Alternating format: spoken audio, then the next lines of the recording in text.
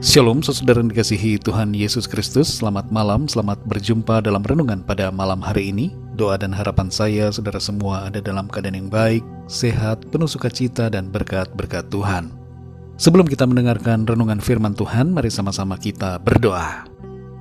Bapa kami yang di sorga, Bapa dalam nama Tuhan Yesus Kristus, kami bersyukur atas kemurahan Tuhan, pimpinan-Mu dalam sepanjang hari ini, oleh karena kekuatan dan hikmat Tuhan, pertolongan Tuhan, sehingga kami mampu melakukan segala aktivitas kami pada hari ini. Terima kasih untuk semuanya. Dan pada saat ini kami kembali mau mendengarkan sabda firman-Mu. Urapi setiap kami dan berikan kami pengertian untuk dapat memahami akan firman-Mu. Dalam nama Tuhan Yesus kami berdoa. Haleluya. Amin.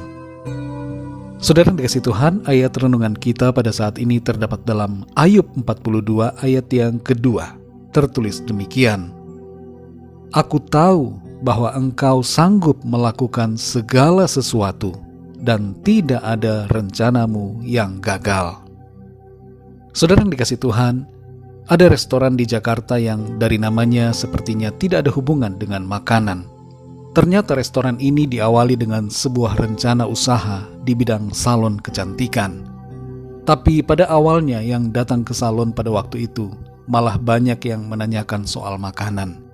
Dan dari sinilah dimulai perubahan dari salon menjadi rumah makan. Apa yang direncanakan di awal berubah.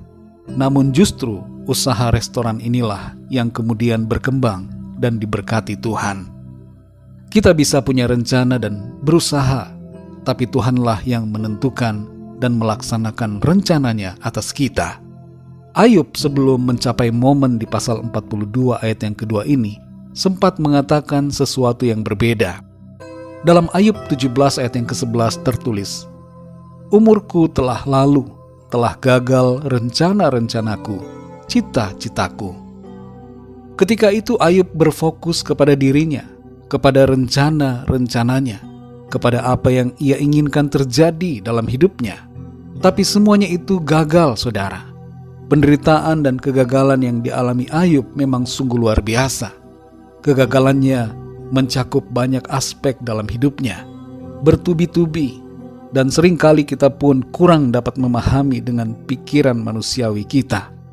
Rencana dan cita-cita Ayub telah nyata-nyata gagal semuanya secara kasat mata, dan itu sebabnya ia mengatakan hal ini. Tapi di pasal 42 ayat yang kedua terjadi suatu titik balik dalam pemikiran Ayub.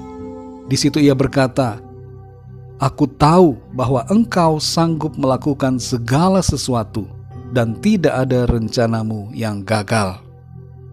Di sini saudara Ayub berubah fokus. Kalau sebelumnya ia berfokus pada dirinya, sekarang ia berfokus kepada Tuhan. Dan saat fokus dan pandangannya tertuju kepada Tuhan, paradigmanya pun berubah.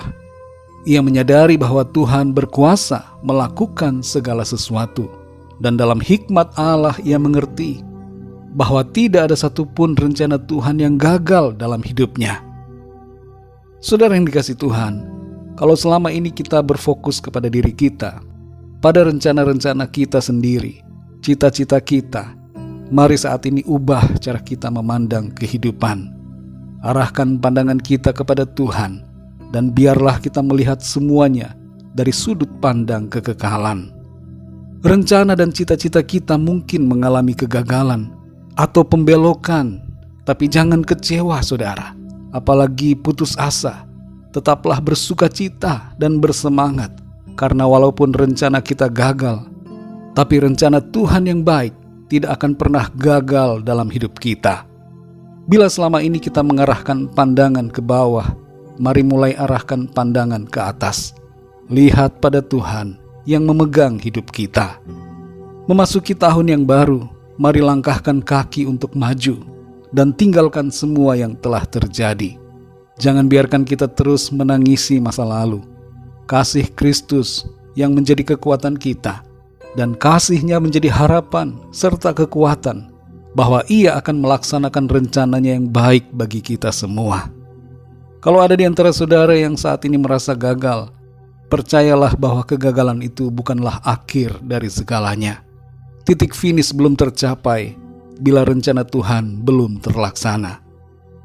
Mari kita sadari saudara, bahwa Tuhan turut bekerja dalam kehidupan kita, dan kegagalan dapat diubahkannya menjadi kebaikan.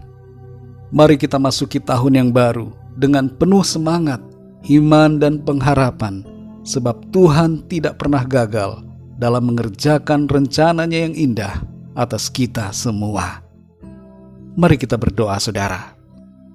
Bapa kami yang di sorga, Bapa dalam nama Tuhan Yesus Kristus, kami bersyukur untuk firman-Mu yang memberikan kami kekuatan, menyadarkan kami semua bahwa meskipun rencana kami mengalami kegagalan, tapi rencana Tuhan tidak pernah gagal dalam hidup kami. Rancangan-Mu indah, baik dan sempurna. Kalau rencana kami, cita-cita kami gagal ataupun berbelok, kami percaya dalam semuanya itu Tuhan turut bekerja, dan Tuhan membawa kebaikan bagi kami. Ajar kami untuk selalu bersyukur kepadamu. Memasuki tahun yang baru, kami mau melangkah dalam iman, dalam sukacita dan pengharapan. Kami percaya ada tangan-Mu Tuhan yang menuntun kami untuk melangkah dalam rencana-Mu. Kami tidak dapat mengerti seluruhnya, tapi kami percaya Tuhan membawa kami ke hari depan yang penuh dengan harapan. Terima kasih Tuhan, kami bersyukur untuk kebenaran firman-Mu yang memberikan kami sukacita.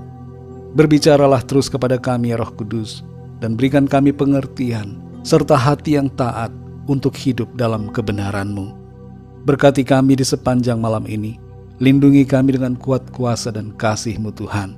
Kami berdoa bagi yang sedang dalam keadaan sakit, dalam pergumulan, dalam masalah, agar Tuhan Engkau menjamah, memberikan kesembuhan dan kekuatan, berikan jalan keluar, dan nyatakan pertolongan-Mu yang ajaib bagi setiap mereka.